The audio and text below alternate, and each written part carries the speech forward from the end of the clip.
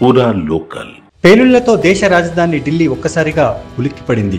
ఎర్రకోట metro station gate number 1 వద్ద parking స్థలంలో నిలిపి ఉంచిన ఓ కారులో పేలుడు సంభవించింది.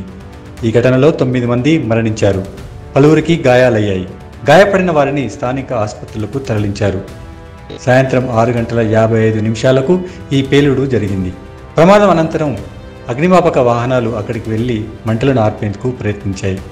పేలుడు నేపథ్యంలో ఢిల్లీలో పోలీసులు హై అలర్ట్ ప్రకటించారు. ఢిల్లీ పోలీసు విభాగానికి చెందిన ప్రత్యేక దర్యాప్తు బృందం సహా క్లూస్ టీం ఘటనా స్థలానికి చేరుకున్నాయి.